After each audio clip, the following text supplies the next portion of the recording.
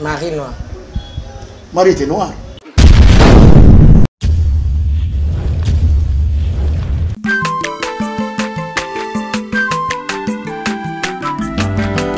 Mwana motote boa kosangai abongwa ni pete boa wangata Nzambe ya le Nazarien, le Nazarien, le Nazarien, le Nazarien. Bana kitoko koma mukondima atako babakola ke mafuta na musakolima lelo ya yobolingo bateli le Nazarien. Pamboli oyo mona na katempeni mama kandelobi kolebe mapapu masope mafuta tokokesitana longo na Nzambe oyo babenga na makomi Jésus. C'est par l'abondance du cœur que la bouche parle. Shalom et bienvenue chez vous dans les Nazaréens, votre site, votre chaîne de référence, là où réunit tous les chrétiens. Pas mal de chrétiens se réunissent ici chez les Nazaréens. Le Sako Naba Kongomani Nyonso, au Bazali, partout dans le monde entier. C'est la princesse de l'Éternel, mon Tiffany Mokwa, avec notre invité du jour, de ces temps ici, Papa Joseph, le pasteur Joseph, autrefois pasteur des églises dites Réveil. Et aujourd'hui, actuellement, pasteur de l'église Kimbanguiste. C'est avec lui que nous continuons cette émission de découverte mingi beaucoup plus sur la personne de Papa Simon Kimbangu. Sengeli Baïba. Vous connaîtrez la vérité vous affranchira. Donc, pour nous comparer, faux dollar, la vraie dollar, faux aux anamoniens sont balais. Aussi, c'est aussi beaucoup plus sur l'histoire. Nous avons besoin de connaître vraiment l'histoire de notre pays et de l'Afrique en général. Alors, à travers cette émission et à travers notre invité, nous allons découvrir un peu Makambo et Belé. Et les gens nous appellent de partout pour nous dire merci. Aussi nous féliciter pour l'invité, donc pour Papa Joseph. Donc, mémoire, Ezo Kofungama. Bateau et belé. Alors les Nazaréens ont poussé bino en croix et logo moroté. Mais juste avoir la connaissance et la connaissance beaucoup besoin de kufungula bino. Avant de dire un bonjour à l'homme de Dieu, il est déjà sur ce plateau. Je me retourne à la régie juste après cet élément. Le sac comme conduit donc j'ai dédié à Papa Guy Labala, Maman Lauriane Labala depuis l'Afrique du Sud, pourquoi pas à mon ami Joseph Junior. J'ai dit aussi des big salutations, de bisous à ma sœur, à moi-même, les câbles depuis les Issa. Pourquoi pas Maman Betty Kokelea, que le Seigneur te bénisse abondamment. J'ai dit des big salutations à Maman Fouratabou, Papa Kaïs, Nathalie Moussibou, le Sako, à toi. J'irai derrière la caméra, l'Inkiakala. À vous. Alléluia. Merci le roi de rois.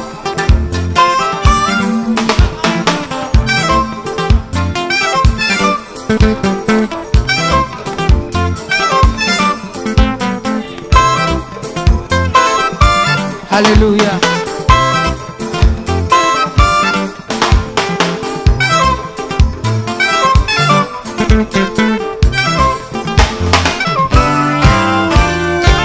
Tombola maboko na yo likolo. Lakisa maboko na yo.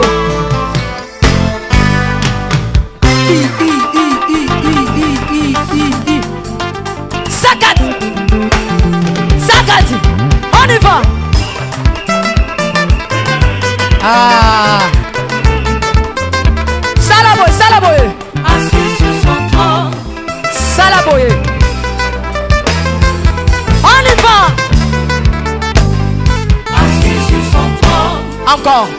Encore. Encore. Ah, ah, ah. Afandi na ngwende na ye. Yesu azaya kofanda. On y va.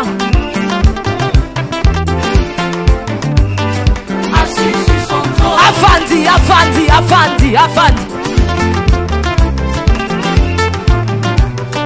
Assis sur son trône. Fandi saye, Fandi saye, Fandi saye. Nazo mono de tika Yesu Afandi. Afandi, Afandi, Afandi, Afandi. Merci Jésus.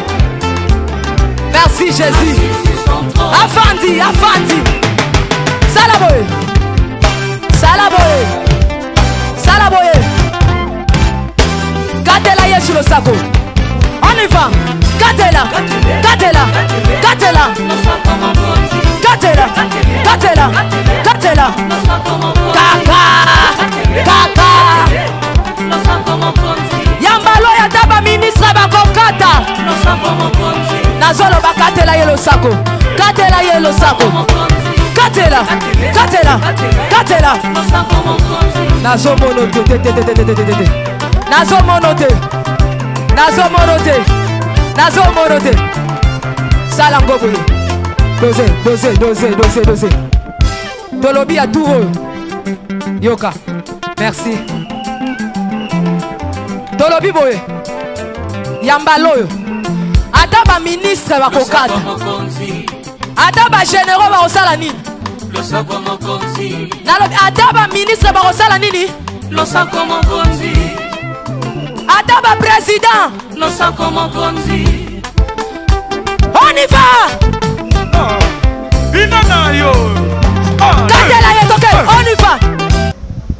Nabi koyo ko na balo bakani. Ye passé bat. Nabi ufunda Swahili. Siko ufunda na Kikongo funde na kufunda mutu. To linga na fundi. Sio kufunda ngabo. Nako funda Swahili. Nini nishikana nacho. Moko salaki mo mkarbi. Parler. Apprendre à parler, hein? Ok. Funda doko koyekola anazika ina ngalo bandiko komo. Koyekola na Swahili kufunda. Sio nabi koloba.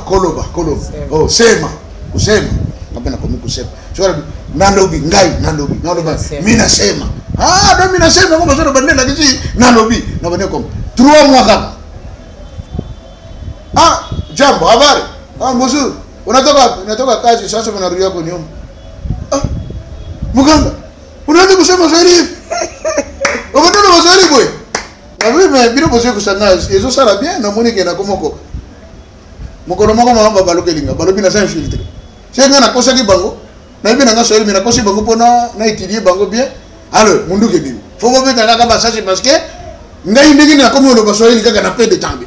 Mais bien de boye kusinga makambo nga na yoko li ba verbe ndingi basala ka phrase nini baloba ka boye ton accent et tout ça na yoko na mishengo mie niko na kili na za mayele donc na yeko ndingi bino bolobi siko iloko memisanga ngambo na kati moko na bango suki ta na kati suki esili na bishe hapa kio ayiko ale moko yo abi unasema nabi kio ayiko unayua kio wewe abi yo yebi miroir na Swahili uza infiltrer abi non yo ça fait yo ibi miroir na Swahili abi non lo baki na nani no sakayebu mona ke miroir boko makina ngakio bino de bolo baki e comme tembe kende zonga tata ki mbanga lo baki bako ya bako kota tino ba recoin wana to zoro ba na sawa na kimpangu frontière na ngolo na sana bakado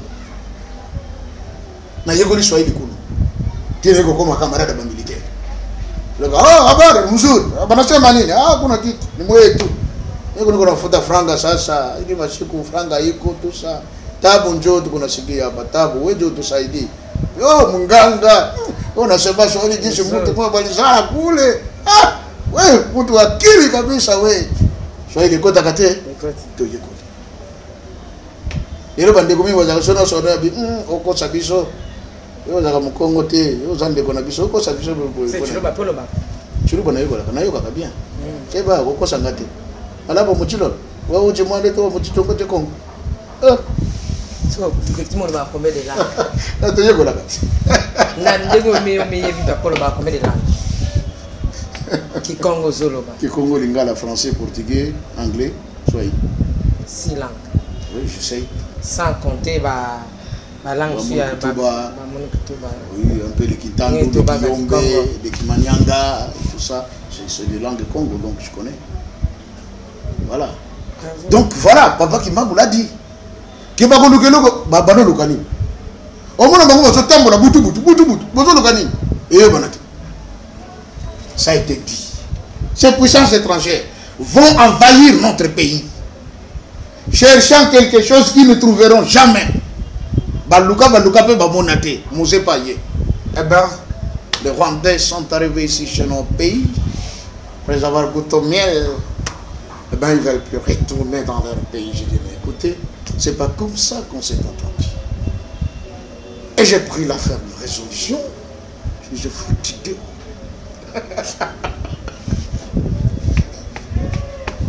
Et quand ils sont partis, j'ai entendu.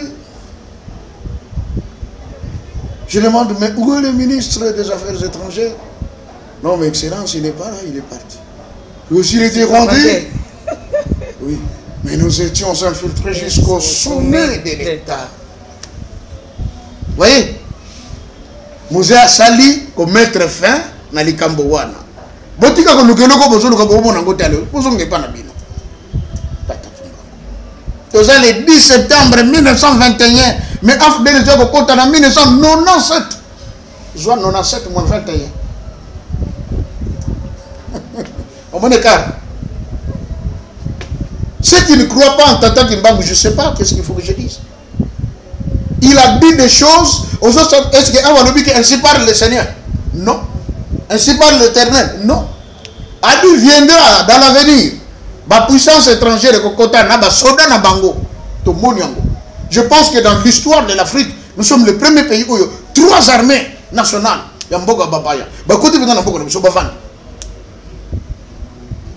Et le Congolais ont regardé.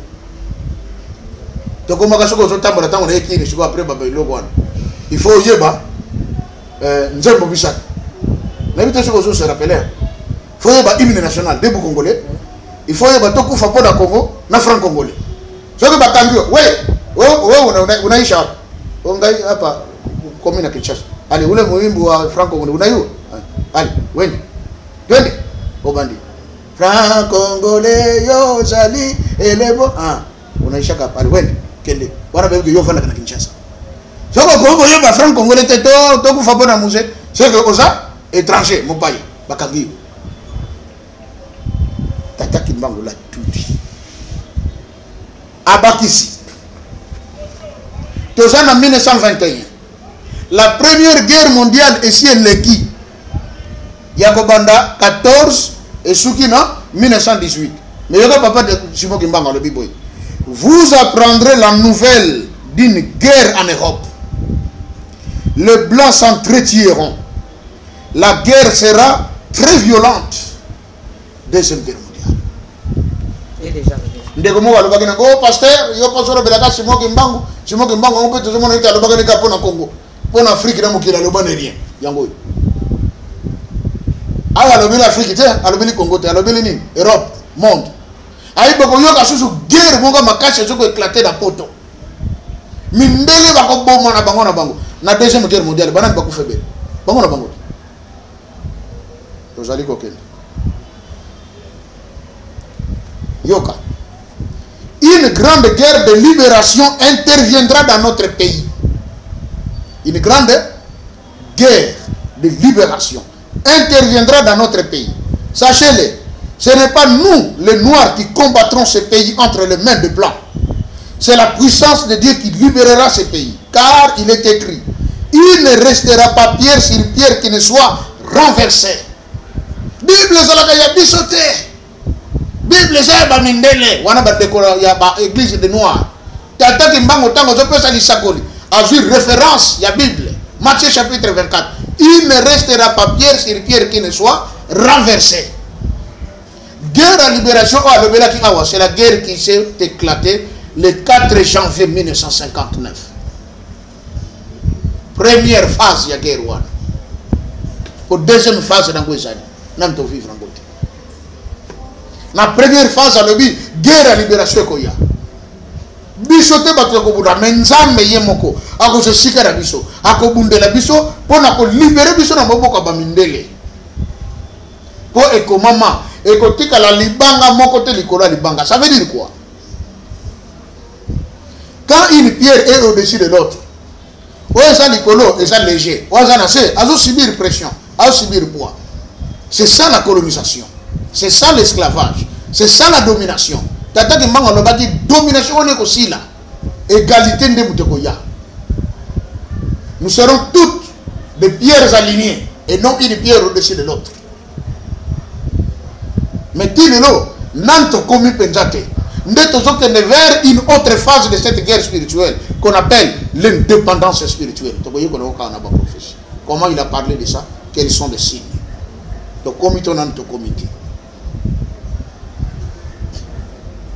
Il dit ceci.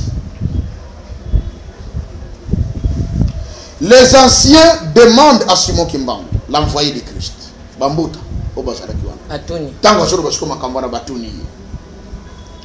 quel signe Dieu nous donne pour que nous soyons convaincus que ce pays sera enfin libre et nous en serons maîtres, car vous nous parlez du sort qui vous est réservé.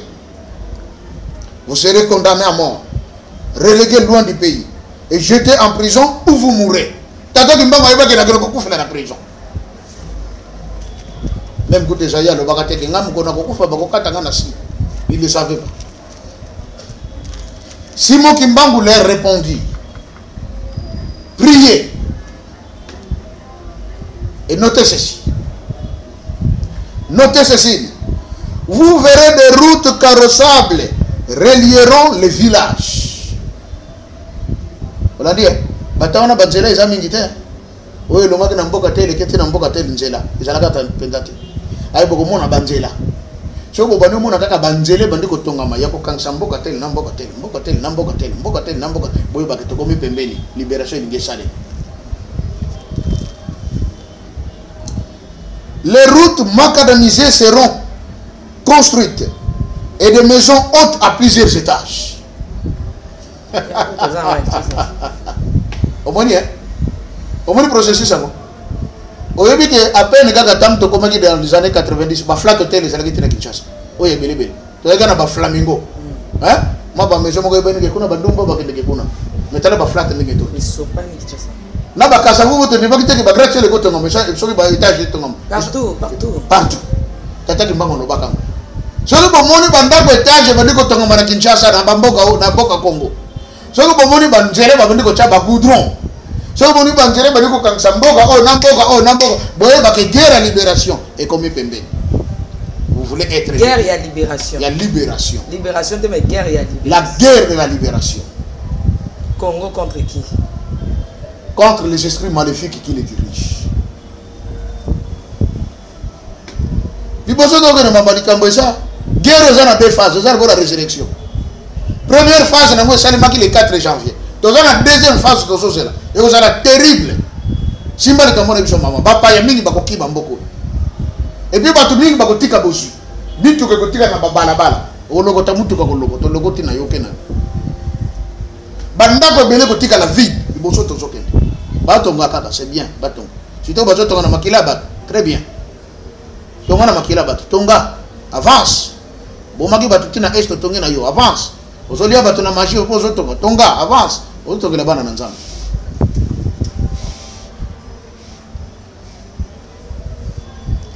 Il dit, quand vous verrez ces signes, sachez que les Blancs sont à la porte de sortie de ce pays, selon la promesse du Seigneur.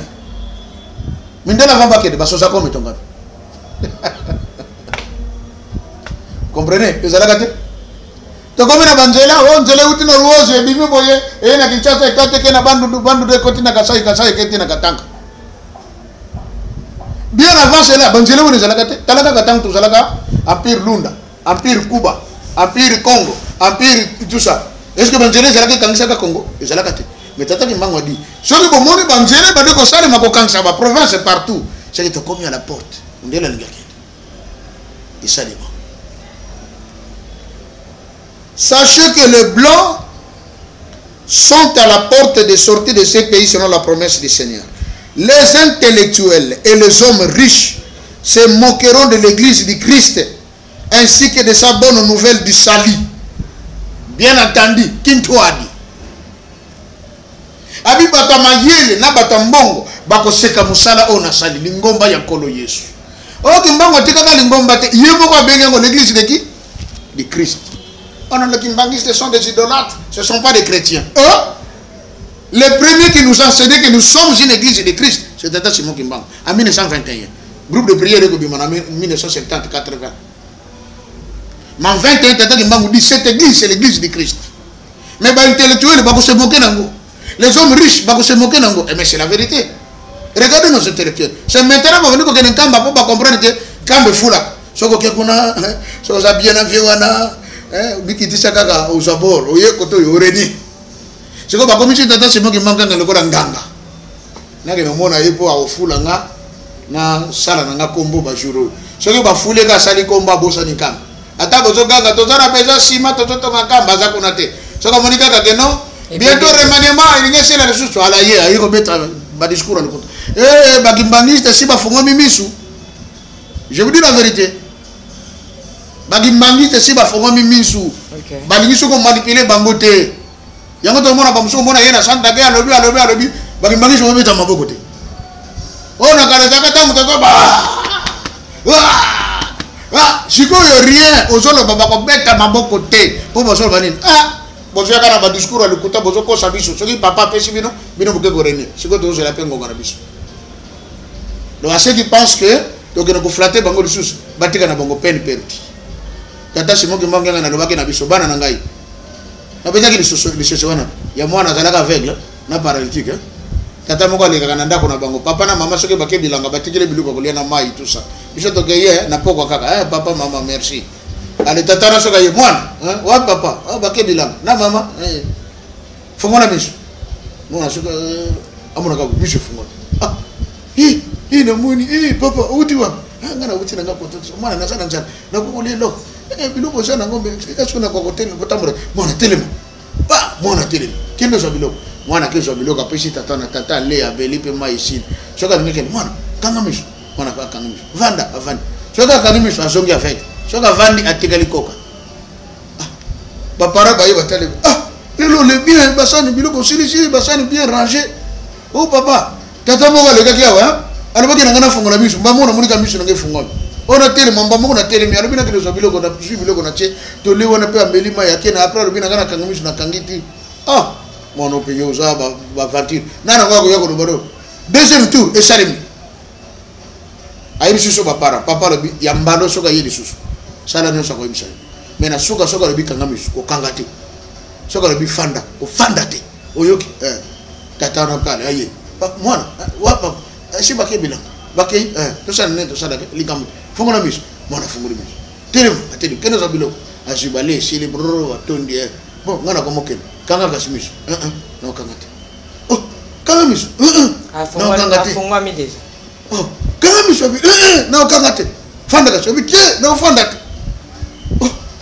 vanda abite kutu sobi papa comprend papa kimi akena mwana tikali akomi voyant akomi debout papa ba ko kuta be mwana ko tele mamisho ko funga papa toni mutoni est-ce que ce que va le bien kanga sumisho kanga risus ote avant da risus ce que biso beto kanga sumisho ce nous to kanga te ta ko kanga misho sili ce que misho salini bakosi wala za ba code tata kimbangu parce que to saraka na kitendi ya mundu na misho dira 4400 ans prison ya mutu mwindu mundela ibaki yango parce que biso te ibaka tango prison en Syrie un groupe de blancs bazalo ceux qui 31 ba ko kutana papa de ngenda oh non papa nous savons que l'homme blanc était dans une prison spirituelle de 4400 ans mais comme vous venez d'inaugurer des temples donc c'est fini nous sommes venus pour confesser par rapport à tout ce qu'on avait fait vraiment et pitié de nous et tout ça c'est ça les sisiwa mi se fungwa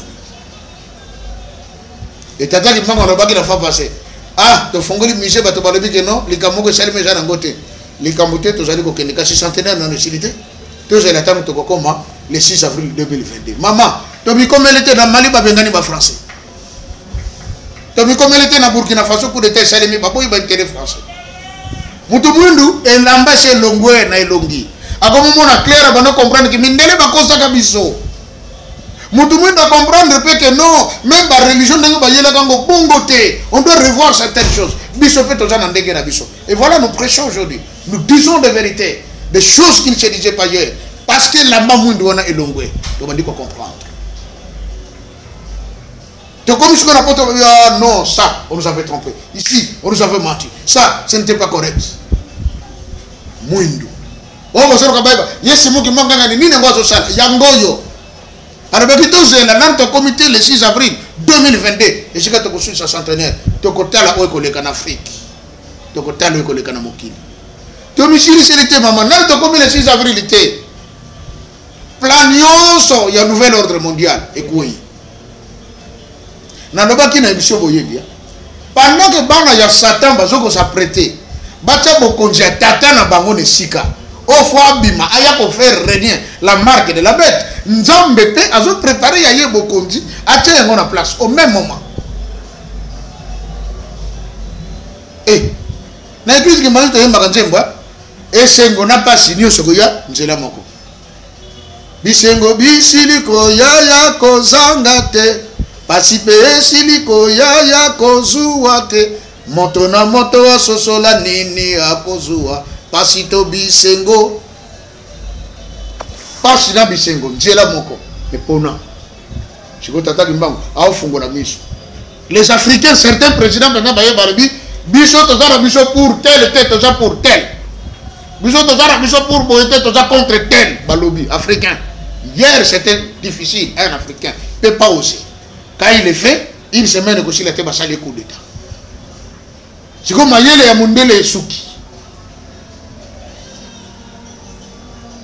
ozali nzambe mokili mobimba mokumisa yo simo kimbango kyangani olongi mokili mokokisi wa bilaka soko continent nzambe lobi mayele ya bato esuki kimbango kyangani alongi mokili lelo na ba président oto yebaka ba grand ya mokili bakomo tatone na ba discours azo ba sota ko ba ni po ba africain monsieur Fungwami 10 septembre 10 septembre maman ya tozo que verset par verset tolonga makabona ka au 4 oh l'homme noir deviendra blanc yango ka kate kala makabisa ko na 4 et l'Obama et il dit leurs cœurs seront tournés vers le mal, ils fermeront les yeux de peur de voir et il est annoncé de voir où est annoncée la nouvelle de Dieu. Ils mettront des bouchons aux oreilles de peur qu'ils n'entendent sa parole et la nouvelle pardon de son royaume. Tata ki mbango ebi ke bokonzi na ye ekoya. Ebi bato mayele na batambongo bakokanga matoyi bakoboya koyoka sango. Tomoni yango la majorité des riches banabakanini vous priez parce que vous êtes des pauvres. Cherchez Dieu parce que vous n'avez pas l'argent.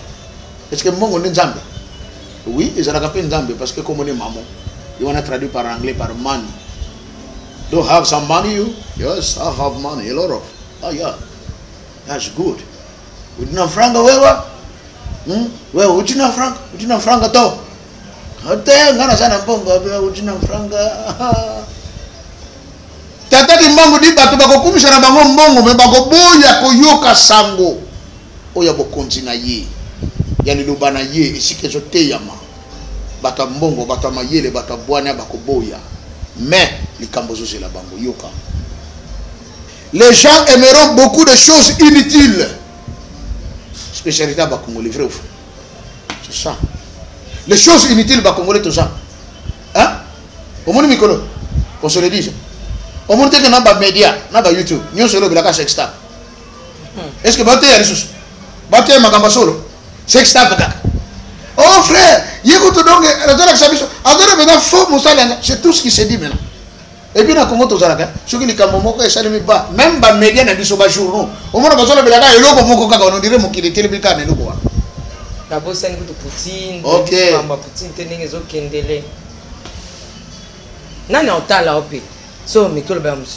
y a une conclusion à bateau. Mais, je vous l'assure. Le peuple juif trouvera la clémence, mais pas vous. Bayuda, bakosangolu nzambe, mais bino batambongo tena batabozu. Oboko seka musala yanga kimbango.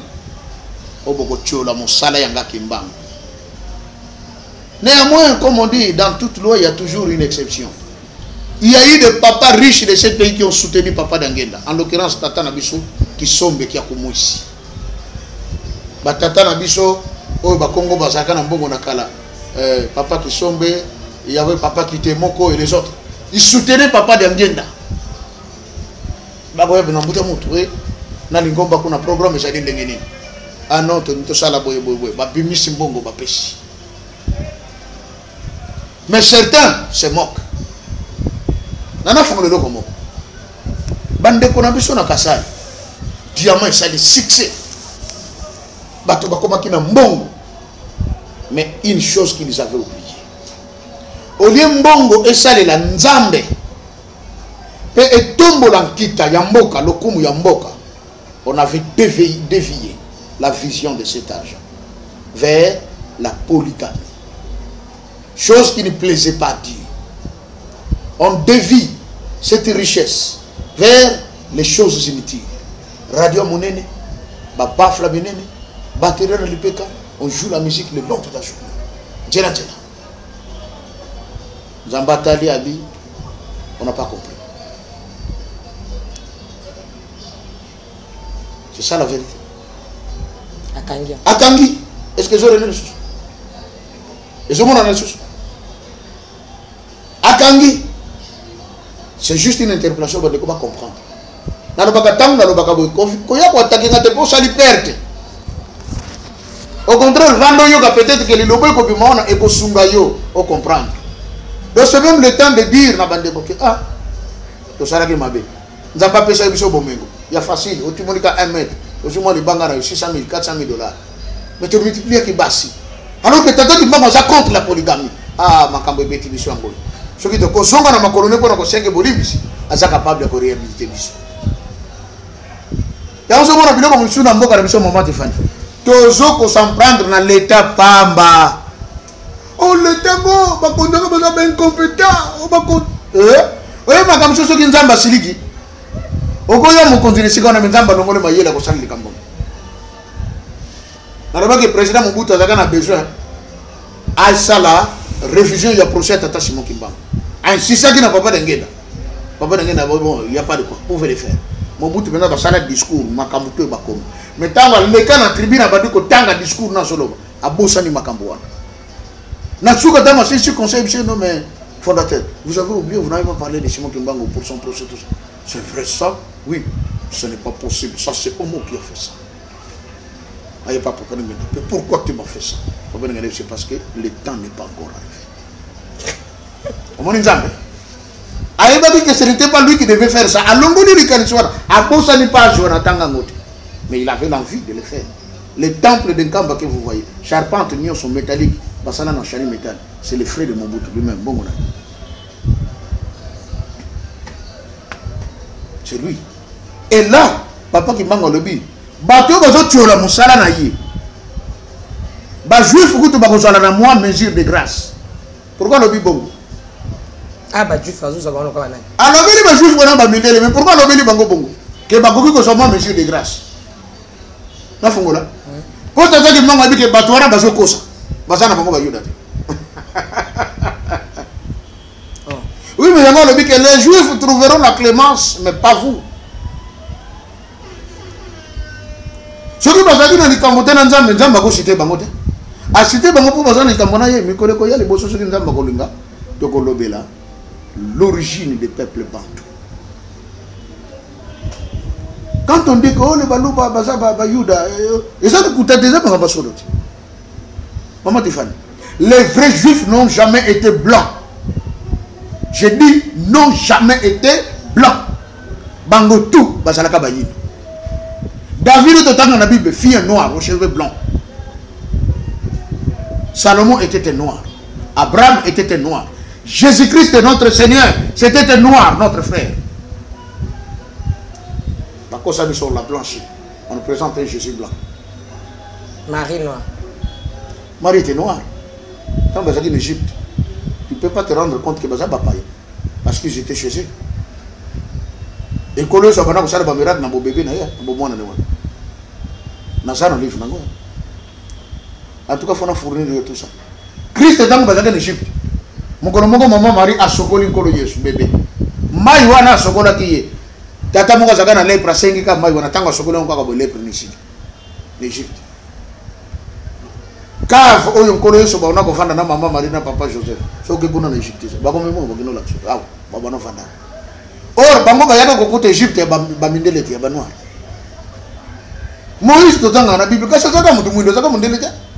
Soka azaka mundele agena ko sere tuna kora pharaon ndengeni. Pharaon azaka mutu mwindo. Maintenant yemoko Moïse balobi qu'il était le futur pharaon. OK. Moïse avait seulement compris qu'il était un Israélite. Le jour à côté na misé na bango. Nourrice na ye alakisi elamba o bazinga kai na bomwana. Elamba ona ezalaka uniquement ya bana Israël. Moïse a dit oh ça c'est mon tissu bien hein. Tango zaka na kata nini bachaka ngui tissu ba couvra ko yango. Habi mais tissu o eza ya ba peuple d'Israël. Habi oui mais toi tu es de leur race. Tout le temps là Moïse ne le savait pas. Il se disait être égyptien, noir. L'apôtre Paul a dit quelque part n'est-il pas cet égyptien qui est en train de nous troubler ici? Paul Babenga qui est égyptien parce qu'il était noir. Bakosa qui dit ça et là-bas moi de ce quoi. Apocalypse chapitre 3 verset 9 et chapitre 2 verset 9. Tu as éprouvé ceux qui se disent juifs mais qui ne le sont pas. Ils sont une synagogue de Satan. Le drapeau n'a pas compris la synagogue de Satan. Pyramide debout, pyramide renversée. Donc le namba origine à bango ba uta wapi comment ba komaki ba juif. Baza ba juif mais ba benga bango ba israélien, baza ba israélite té. Déjà le la congolais a comme na Belgique ba benga belgicain, aza belgique. OK. Donc ba kosa ki biso. Yango moni ba kombo zaka na kala na Israël eza kokuta maki na Congo. Na ba kombo ba peuple. OK, on a kana lemba. Oyebi ke komba lembe bandaka. Lemba eza ke na Afrique du Sud. Bande ko na biso ba lemba. Afrique du Sud. Bana ba isolé. Bana Israël. Lemba eza ke na mayombe, bansion ko na lemba, exact. On nous a trompé durant beaucoup de temps, mais maintenant les yeux sont ouverts, on a compris. Parce que tout temps que tu yekoli, tu côté te fouiller, on est allé découvrir. Et tata Kimbangu, il est celui qui révèle les choses qui sont cachées. Oui, quand son esprit habite dans une personne, il vous révèle les choses qui sont cachées. Et lorsque Balakisi Moïse et Lambawana, il comprendre que c'est hébreu. Il faut comprendre que c'est hébreu. C'est comme ça que les Hébreux sont de la descendance de Sem, tandis que les Égyptiens antiques sont de la descendance de Cam. Papa Moko Noé. Nous sommes de la descendance de Sem, vous et moi. Moïse, il y a sa descendance. Descendance de Sem, il était lévite. C'était des Bantous, le Moïse. Bantou, ndenge ngana itosa. Bon ba o ba tinda ki ba boma ba soka oboti mwana ba boma exact. Merci. Oui papa Joseph. Tout à fait. Atana ngina za mamba professeur o ya ka obotani kamoko bimsepsel kamsus. Les ramifications. Africains nyonso aza israélite. OK? Les noirs africains tous en a deux souches. Première souche ezali Cam. Unkama otobenga ka Cham na Bible yende mutaboti peuple o bake kotonda mingi na West Afrique les West Africains tangu dislocation Égypte salimaki na guerre ezaki contre les Romains et tous les autres ne bakimaki bakendeki dans les fins fonds kuna na kati ne be ko former ba mboka lokola ba Côte d'Ivoire ba Guinée ba Sénégal et tout ça c'est la descendance de Cham. Et une partie na bango pour ba sud oui. Descendance à Cham, Bakei, Baboti dans le côté de Côte d'Ivoire. Baboti beaucoup plus c'est tous ces pays ouest africains. Ouest africains. Ba ivoirien, OK. Ba malien, ba sénégalais, ba mauritanien, voilà. Ba marocain, ba tunisien, à l'époque c'était des noirs et tous. OK. Ça ils sont venus de l'Égypte. Et une partie na bango ba kitaki vers le sud. Donc ba yena ba Érythrée, na ba Kenya, na ba Éthiopie. Ba zali. Neto mona ka il y a un peuple, les Massa, au Bazaba Kingo Milaï, hein, Bachaka Babidi, les na Kingo Milaï, Babouta l'Égypte. Et une partie même, il y a peuple en Égypte, Bazana RDC en Équateur, Batsalaka Bango Bachnini Boye, Mitouna Bango Zaka Milaï Boye, comme le Bungingaï, Bala Mitou Milaï. Et c'est comme ça qu'on faisait des pharaons pour qu'ils soient très intelligents. Il faut mutuer à Moulaï pour cerveau et Bendana. Plus cerveau, ça mon nez, ça Moulaï, plus Moutako Salamayel. Pratique, on a Bazagan en Égypte. Qui le nom na RDC en Équateur basali ndeko na biso Jospin Luanga a publié ki biloko ngomé mikoleleki. Maintenant les autres noirs, les Bantous, nous sommes de la descendance de Sem to utaki na séminaire. Neto yé to côté Égypte après Égypte to formé le grand empire du Soudan qu'on appelait l'empire de Saba parce que Moutazalaka reine c'était une femme Elle s'appelle Mankenda Saba. Mankenda Saba. La reine de Saba. Oui, la reine de Saba. Il y a eu deux reines. Il y avait la reine de Saba et la reine de Seba. La reine de Seba, c'est au Yémen actuellement. Yémen. So, biso bat wa descendance, il y a reine de Saba. Il y a Sem. Toza, Afrique. Afrique centrale. Non, Afrique australe. C'est ça, c'est clair. C'est comme ça que vous trouverez les descendants d'Israël, basés plus en Afrique centrale et puis en Afrique australe. Au Bakende qui n'a côté Afrique de l'Ouest, bah il faut s'identifier. Par exemple, la tribu de Dan, basé le long de la Côte d'Ivoire, n'a autrement, n'a culte na bango ndege zakanakal, tisiko, tribu de Dan, bamso basé tina Guinée, tribu de Dan. Quand on dit Dahomey, comme il est là, Burkina Faso, Dahomey c'était un pays habité par les descendants de Dan. Dahomey signifie la maison de Dan. On nous a trompé dans tout dans l'histoire. Il y a un autre bunga, il y a un conflit. On de Congo Brazza zande konangate to komba conflit. On de Congola zande konangate to komba or to zabiso na biso. Nous sommes le peuple ici des mêmes ancêtres. Yango komona un Africain, il y a Afrique centrale, un peu différent un Ouest africain. Au Ouest africain koko na bango Cham, biso koko na biso Sem. Nous sommes des Hébreux. Ba ebele. Et la kan nzambe ba kokoma ebele, ba ebele. Les traduits par les Hébreux. Vous allez comprendre. Dans le but que vous avez une mesure de grâce. Mais bangote. Au bazo tiola. Banani, bato mbongo na bato mayele. Aux malfaiteurs, la sanction est prête. De même aux idolâtres qui seront livrés aux méchants pour subir la punition. Sachez enfin qu'après tout cela, ok, après tout cela, je reviendrai par surprise. Je reviendrai par surprise. Donc, lui-même, Simon Kimbangu, reviendra. Première personne du Seigneur. Première personne du Seigneur. Après tout cela, je reviendrai par surprise. Quand je dis que Simon Kimbangu a gagné, c'est lui Simon Kimbangu. Et voilà la preuve. Habitant beaucoup de banda étage.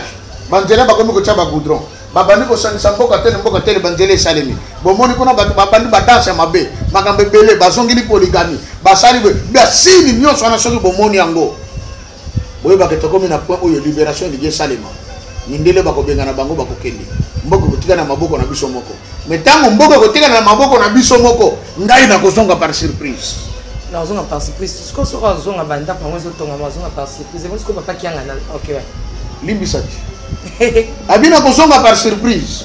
Ok? Donc, au contraire, je serai moi-même le représentant. Ndé Kosonga Zongaki, à Koufina 51, Yé Abotami Naye, à Zongi Naye Nankamba.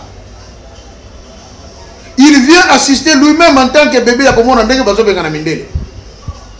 Et qui était l'acteur principal à Bengana Mindele? Papa d'Engenda continue. Qui est Simon Kimbangu? Je vous informe. Tata mungu na bandundu zamba limbisa po natala moi vidéo yango kala mwana naye azana poto celui qui a rendu le témoignage donc na YouTube je vais chercher ça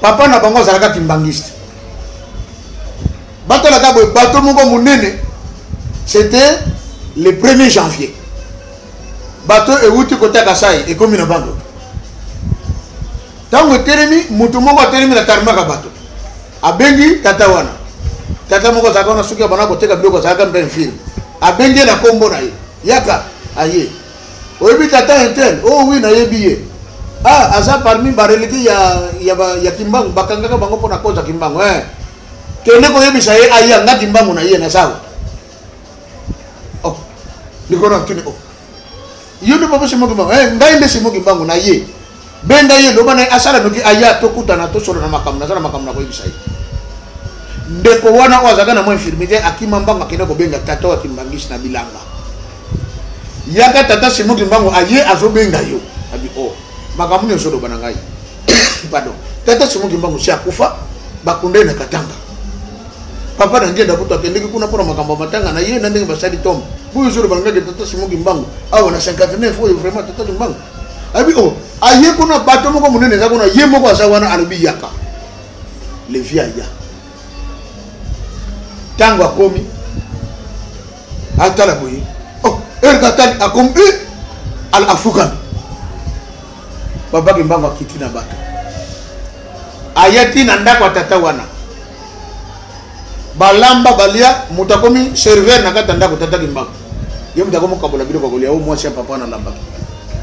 Balé sili abono betele bango ba masolo moko neta mimi bango kena bango mokili mususu moko ba sutike bazongo niti nanda tango etana. Je dis ça en bref. Papa Kimbangu ebisi papa na bato mboka nyonso ba yaki kotala ye ba moni ke lui c'est Simon Kimbangu aye bato na ye yango na kono na mai azoleka Kinshasa tata Kimbangu aye na bato na ye ya munene aloba na bango boye.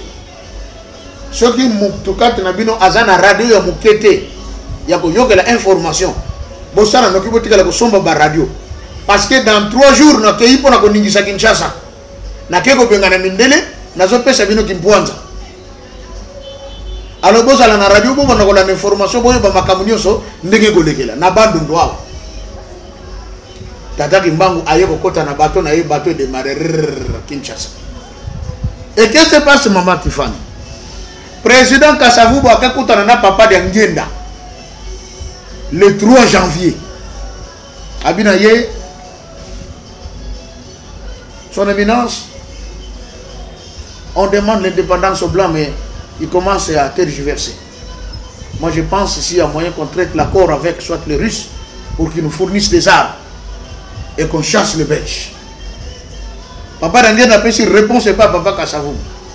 Non, non, non. On n'a pas besoin d'acheter des armes pour chasser les Belges. Mon père lui-même va s'occuper de cette affaire. Et d'ailleurs, reviens demain. Comme ça, on va en parler. Demain, on va revenir, on va en parler. C'est le 4 janvier. Tata Simon Kimbangu na bandu na lobi na kei dans 3 jours. Nazo ningisa Kinshasa. Mais, ndenge nazo benga na babelge, kozana na mindu kite. Nguya na ngeko moni sama babelge bazoki mabazoki ne bazotiki la binomboka. Mais mutra mutoza na radio alanda information. Mais na Kinshasa mutazo répondre makambo minduki papa de Ngenda et pas ya papa Kasavubu. Et le 4 janvier, trouble et bandit. Et muta banda malgré ton anticipé du Kamboy. Tata moko bono fata na kauka. Camarade tata Kimbangu oro bekuta nina nzete moko li dame bono solo la kuna. Bande kumingi bayibi solo na bakene kotala nzete ngo kuna. Na kauka wana kati Kimbangu. Tata Kimbangu ayisaka tatana tangu boko so kimpwanza mboko yo mutoko sala acteur principal. Tata ngoro bene ala mushingom. Ngana elo ni ngana sana mbu. Na kubandela peta makambo. Ndingini nemfu. Abi oh zelaka. Siko tata wana zelaka un des évolués abona ko tambola na vélo akene na ngona ville na bombe. Mukola le 4 janvier na Tongo 10h. Tata wana azia na vélo na ye a commis na Victoire, policier belge a interpellé ye. Oh utiwa. Ya bino na uti na Kalina. Oh geno sala nini Kalina do Gombe. Abi oh menga na kende na songa ko vélo na ngatusa. Oh mikanda. Mikanda tuna bo ala kishi comme discussion na belge. Discussion belge niki mbata tata wana. Tata wana kandale li kofi na belge. Belge bambani na mabele. Tango bambani abendi viona akoi na vélo. Tango militaire belge azotelema abenda revolver abeti viona masasi. Tango abeti olezoye eleki mupanzi pembe na mutu elito. Masasi côté na mabele. Ba jeune bataki na Victoire ba yeba ki viona. Viena biso ba bare pa mundele. Allez, trouble bandi. Ba bandi ko beta belge, ba zu jeep na bango ba chemoto. Mon trouble nange badela. OK. Si ba politicien be ko kosa biso oh non, ezaka match amicado. Match amicado ça dit en après-midi. Trouble bandaki depuis 10h na Victoire. Ba jiba ba belge bandi ko tumba na Victoire à 10h le 4 janvier. Mais tata wana camarade de tata Simon Kimbangu. Ndenga no baka neke yum to kozala à la base à déclenchement et salima. Bana ne soki ba kolandanga, ba ko benga, ba ko pesa témoignage. Ko bana ne bazawa. Moko de chercher à kutana na ngana centre d'accueil. OK. Donc émission il y a samedi pour oser la témoignage wana. OK. Au moins ndenge bandela. Ndetangu sikoyo koto trouble zo salema au même moment le président Kasavubu fala sala meeting na Imka. Et la meeting na ye ezalaki que réclamer l'indépendance du Congo immédiatement et sans condition.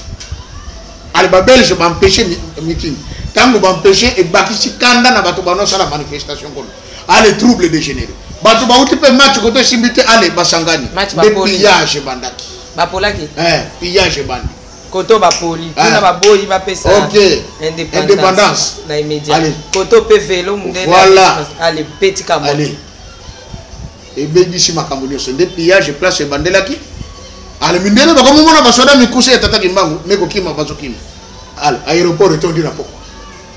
Ona no baki noko nanga amema Belge na kata mal appuyer mal abika kingane na sabu na ngini. Njoka Belge mutaza na kati. Ye moko noko. Ah! Na mema yango kukuru. Tira nchi. Kuti na kata ndako na lebia ngai. Nafunga na bitata nzambe. Merci. Lelo ngana bongika. Nafunga la manda tara kuno. Hundele. Asaideni. Asale mabete abi ngabi loko bom ndena ngalo comme ne mechal be ana bagani abi yoko mono nani nabi ngai ko mono ngal Alphonse soko ko sugi ngok ko tiga ngana aéroport nako bosana yoti bom banga kene ko tiga ngana aéroport noko nga zala ka pousser d'état à l'époque pousser d'état azomisé na pousse comme ça pousse à l'état et bani et chaque ba pousse ko takati na aéroport aketi na Belge na aéroport ala fungule ba Belge abimi na ma ale Belge raconte avion ki tangu calme zonga ka Belge na yaka tipa noko na aluka ka mema noko na ngakende na ime comme mbombo kongo bino ba oto benga na bino soko kende ngakuna parfois kama kambe gono beba kuna kupumanga na ko kende te apesa kama petit na confiance na bombo na ndako agande ko moko bando lelo toute la famille va na Belgique et le monsieur il était reconnaissant atingira noko na biso pe bambongo asomba ba mapango na nchi. OK, voilà. Donc c'est ça un peu la petite histoire. Et Tata Kimbangu nous a dit ces choses que nous sommes en train de voir aujourd'hui. Dans le bagage, nyonso wana. Soki to moni yango toye bake to komi pene. Sachez que tout cela, je reviendrai par surprise, moi Simon Kimbangu. Et surprise quoi yaki, je pense que les lots peut-être toujours que de kochitel. Surprise à le belaki ko ya ye wana Simon Kimbangu kiangani. Bato bazo cela qui bango akufira ke libela esi aye abakisi. Tous les méchants n'oseront tourner leur face vers moi.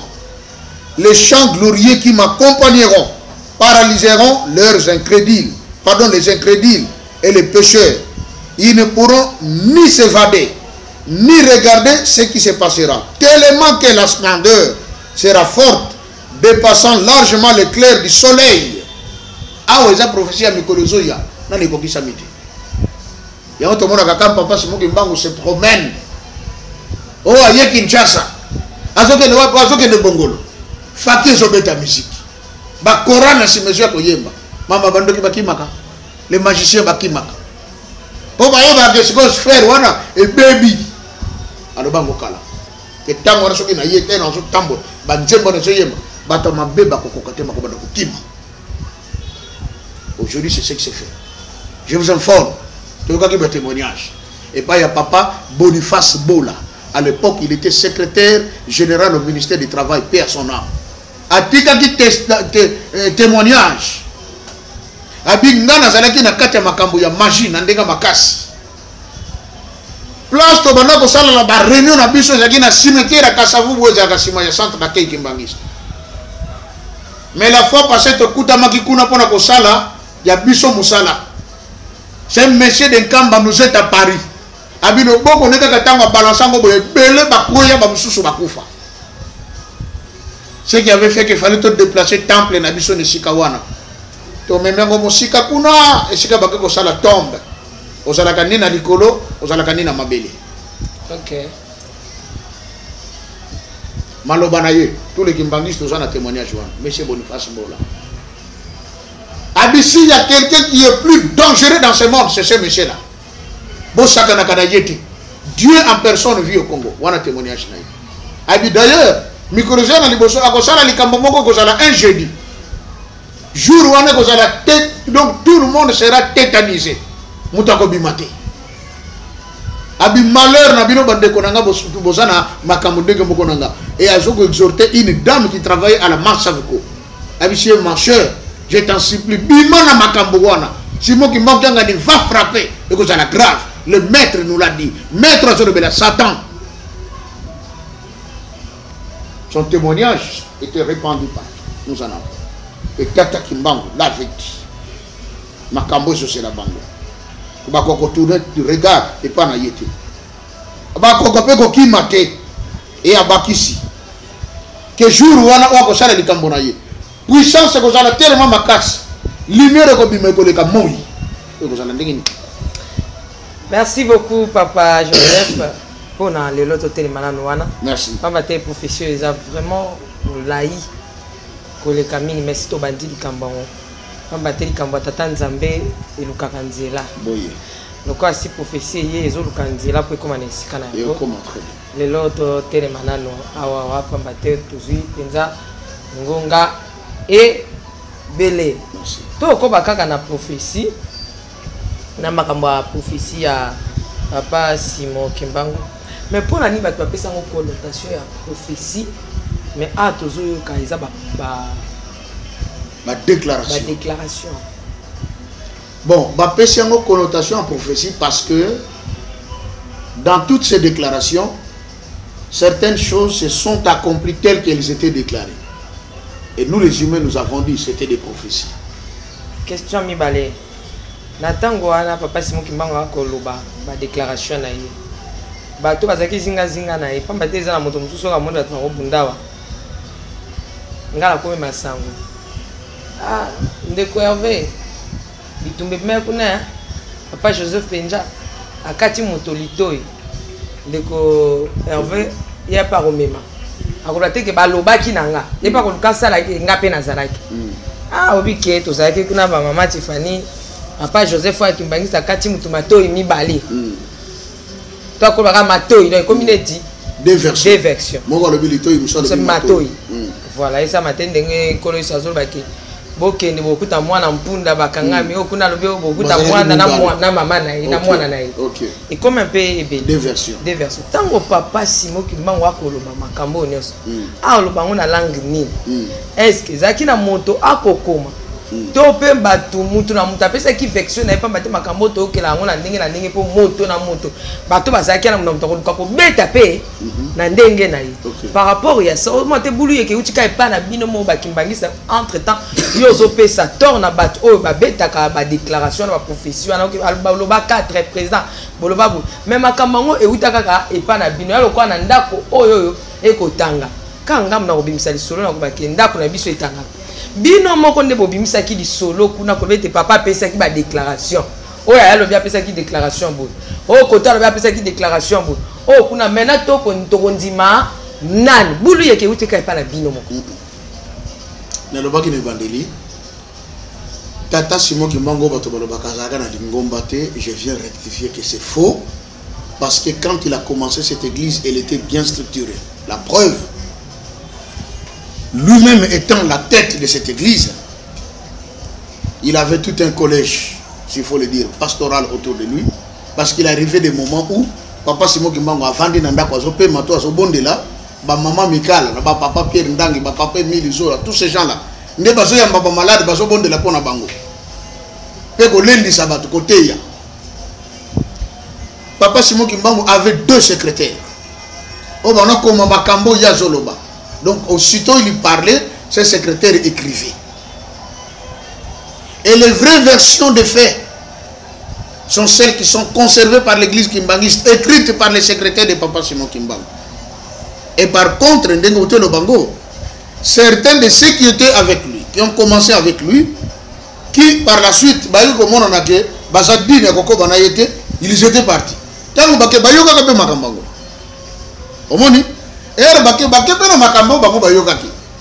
Mais l'originalité est restée écrite na papa Mfinanga qui était le secrétaire de Papa Simon Kimbangu. On a un discours et du coup, comme on dit en français, traduire, c'est trahir. C'est que il y a un papa qui m'a dit que non, bakata qui m'a dit azali qui distrait tout alobini oh non bakata qui dit ah non bakata qui m'a dit il y a qu'un sangoge bakata qui m'a dit matoi on a discours il y a zaki distrait azali distrait Mais or, le secrétaire qui écrit, il est attentif parce qu'il doit écrire. Au moins, il est là écrit de changer. Nakala. Moi, mon père, fils secrétaire, rapporteur, il y a Abako. Quand Kassavou vous parle, papa écrit. Tant que Kassavou vous aussi, sa papa, c'est beaucoup. Yango Sala Gelo Kofa la fille, la matadi et tout. Secrétaire, rapporteur. Le lobana bakoma. Yango totanga qui école cours ya dicté. Dicté wana na kalezalaka bongo. Les professeurs parlent au même moment qu'il écrit. Tant le professeur a dit, il faut déposer stylo. Mais le reste est commandé. La rue était jonchée de fleurs. Ainsi, les passants trouvèrent pas mal d'embûches pour pouvoir. Moi, je sais hein? Jonchée. Embûche. Deux mots kakawana. Professeur, c'est comment que mon sika yazo kanisa jonchée. Na embûche. Aibi d'abord n'emba comme kangote. Le reste, le prof a lobby. A quoi comment? Or, ma classe de Mega Gotanga, c'est que tu es attentif. Quand on parle, tu écris. J'étais à l'université. Bah, note, il y a des profs à composaka. Il y a une classe. Or, bah, note, on a dicté, il y a professeur. Et beaucoup de mes collègues venaient prendre des notes. Ah, mais toi, on a besoin de dicter, dans la somme, école belge, on a attendu, somme. Maintenant, papa me fait un gars, comment qui l'originalité est au sein de l'église kimbangiste. Baoba yukaki ba memaki na ndena bango. Ce sont tende ba bimaki. Ba bandi ko tangela biso ba professeur tata kimbango. Et comment maki na français et comment maki nyoso na kikongo. Oui, comme ça fait qu'on a le français, ils ont changé ils ont tort de sens na. Oui, bien sûr, nazolo baboyi.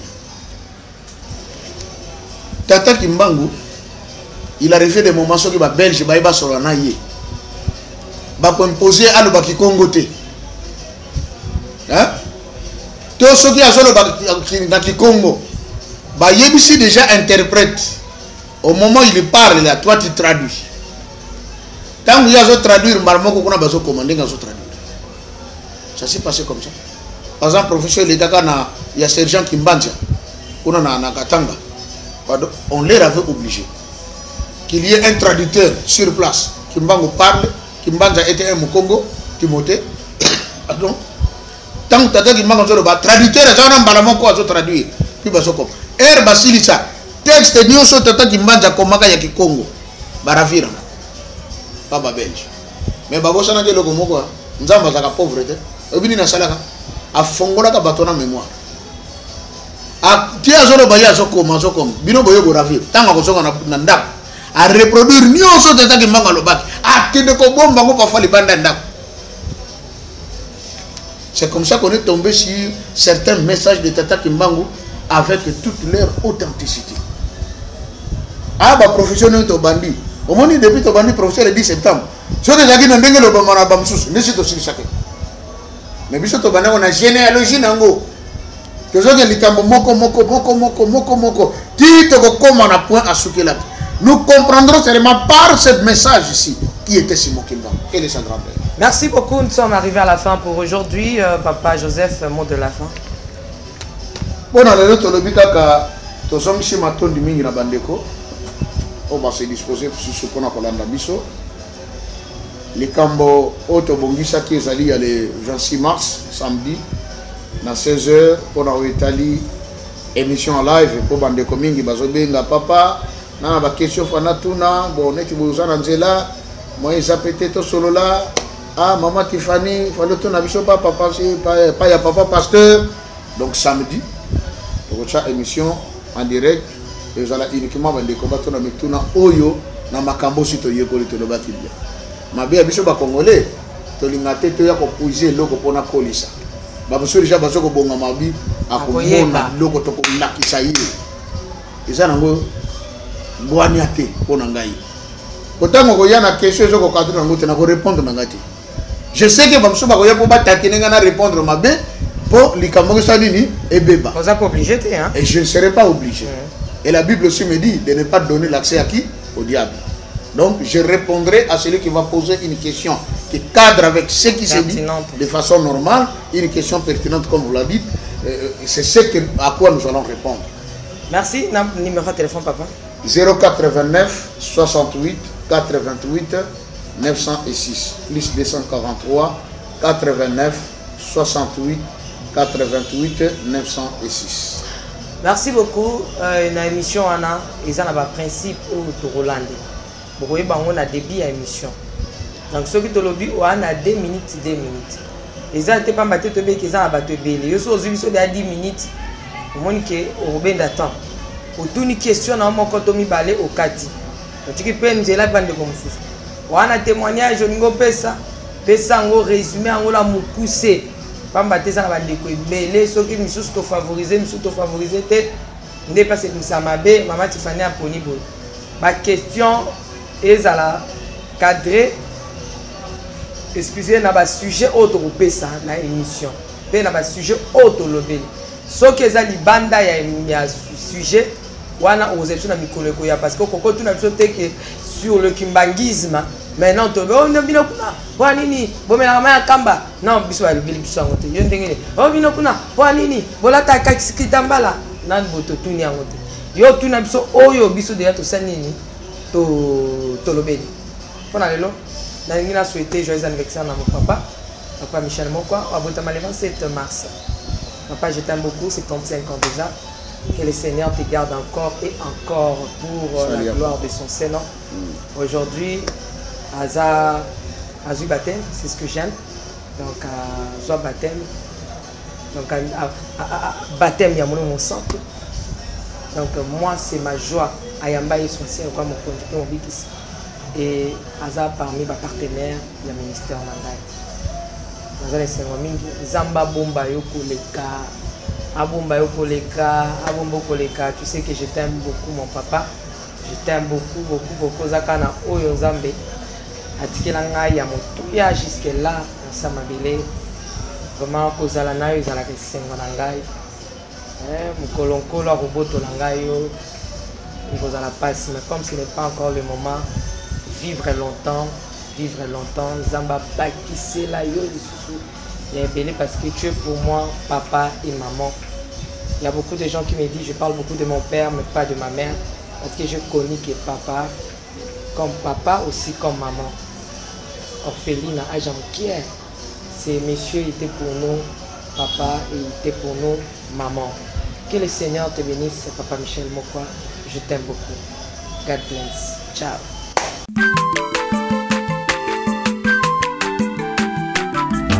Aza mwana moto te po akosa ngai abongwani pete po awangana Nzambe ya le Nazarien, le Nazarien, le Nazarien, le Nazarien.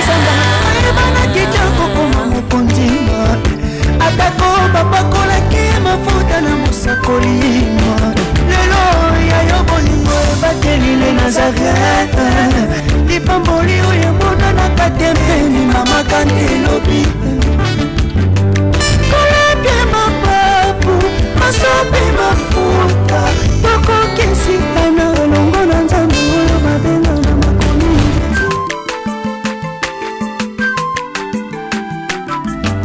aza mwana moto te po akosa ngai abongwani pete